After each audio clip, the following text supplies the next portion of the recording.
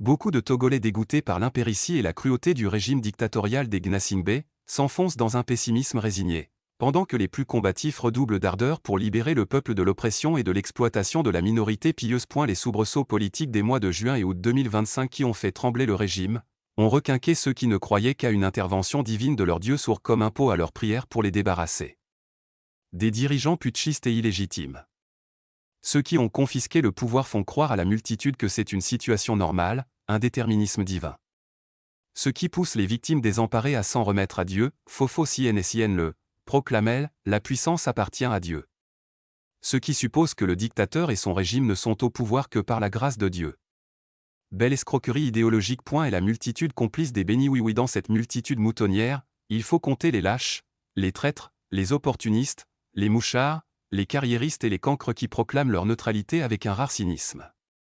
Les élites qui se détachent dans ce troupeau de moutons sont ceux qui sont arrivés à trouver une place autour de la mangeoire. Les autres se battent pour y accéder comme des tiques suceurs de sang sur le dos du peuple. Il faut y ajouter tous les réseaux mafieux intérieurs et extérieurs qui gravitent autour du pouvoir pour l'acquisition de prébendes et d'intérêts. Ces profiteurs qui jouissent de l'impunité pour exploiter et asservir les Togolais se comportent comme des ennemis du peuple. Et il suffit d'être à l'écoute des réseaux sociaux pour constater la haine que leur voue le peuple. Malgré la fermeture partielle de l'Internet pour réduire les mécontents au silence, la résistance continue. Si on peut museler la parole, on ne peut interdire la pensée. Ceux qui se sentent bâillonnés se rabattent sur les leaders d'opinion, les journalistes, les blogueurs qui se font les échos de ce qu'ils pensent tout bas. L'extraordinaire succès médiatique du journaliste Ferdinand Haïté, un combattant de la liberté, dans ses émissions en direct sur la toile, est l'expression du ras-le-bol des Togolais. Il a été emprisonné et a fui le pays pour sauver sa peau.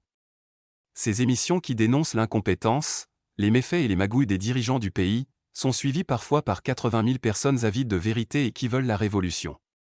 Plus qu'un simple journaliste, il est devenu un leader d'opinion très écouté. C'est dire que ce que la dictature militaire déteste, le peuple l'adore.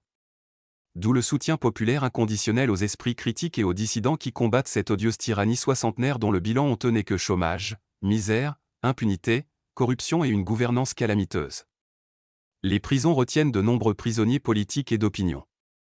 La liberté d'opinion et d'expression réprimée fait du Togo une prison à ciel ouvert. Les esprits critiques et la résistance. Le présent et l'histoire ne jugent pas un peuple par la multitude de ses bénis oui, mais par la qualité de ses esprits critiques et de ses dissidents. Ce sont eux les acteurs des bouleversements sociopolitiques et des révolutions. En France, la grande révolution de 1789 a été préparée en amont par des esprits dissidents comme Voltaire, Diderot, Montesquieu, qui sont tous morts avant la chute de la monarchie criminelle du roi Louis XVI guillotiné par le peuple français. Mais leurs idées leur ont survécu et ont inspiré les révolutionnaires de 1789. À Togo, dans les années 1980, ce sont ces mêmes dissidents qui ont contribué à creuser la tombe du parti unique du régime militaire du despote Eyadema, en diffusant des idées de liberté, de démocratie, de multipartisme et de droits de l'homme. Depuis lors, à partir du soulèvement du 5 octobre 1990, le peuple togolais est ouvertement en lutte pour sa libération. Dans la littérature et les arts, l'engagement en faveur de la cause du peuple montre que la rupture est irréversible entre le peuple et ses bourreaux. Lorsque ceux dont l'art consiste à nourrir l'imaginaire collectif font leur devoir citoyen pour la liberté, il faut comprendre que le changement se fera. Beaucoup de sang innocent a été versé pour qu'une minorité s'accroche au pouvoir. Pourquoi faire, ce pouvoir ?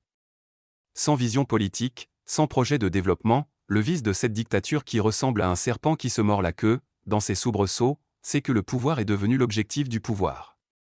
Le pouvoir pour le pouvoir. Rien que le pouvoir considéré comme une bouée de sauvetage d'un régime en perte de vitesse est conspué par le peuple. Quand un pays en arrive à cette extrémité, le salut consiste à faire partir les usurpateurs. Ce ne sont pas les moutons bêlants, les bourreaux, les voleurs de la République, les courtisanes corrompues, des gens de lettres et des artistes mercenaires qui font la grandeur d'un peuple. Au contraire, ils sont haïs et leurs noms sont souillés à jamais dans la mémoire populaire. Par contre, l'opinion et les observateurs étrangers se posent toujours la question de savoir est-ce qu'il existe des dissidents qui osent dire non quand tout est silence et répression sauvage. En effet, en dehors de la propagande mensongère et farfelue du régime, ce sont les discours des voix dissidentes qui sont crédibles à l'intérieur comme à l'étranger. Pourquoi la dissidence des leaders d'opinion, écrivains, journalistes, artistes, blogueurs, opposants politiques, défenseurs des droits humains, activistes de la société civile, contribue-t-elle à la grandeur du Togo ? La dissidence, dans ce cas de figure, est l'affrontement entre un marteau et une fourmi. Cette image symbolique montre la disproportion des forces asymétriques entre ceux qui tiennent le marteau de la répression sauvage et les résistants qui s'opposent, les mains nues, à l'arbitraire féroce. Qui peut imaginer des organisations et des médias étrangers sérieux et désireux de connaître l'état des droits humains au Togo, s'adresser au pouvoir qui les piétine? Il faut une certaine dose de courage et parfois d'esprit de sacrifice pour affronter une dictature impitoyable. Ce sont leurs discours et leurs actions, c'est la même chose en politique, qui ancre dans l'imaginaire du peuple l'idée de liberté comme une possibilité de l'action émancipatrice. Cette dictature obscurantiste n'est pas une forteresse inexpugnable. Aujourd'hui, les oppresseurs et le peuple le savent, c'est pourquoi la peur a changé de camp. C'est lorsque tout semble perdu que les résistants redonnent de l'espoir au peuple opprimé en lutte pour la liberté. La liberté commence quand on apprend à dire non. Et les Togolais crient « non, non et non ». Il fallait le dire. Ayayi Togoata Apedoama.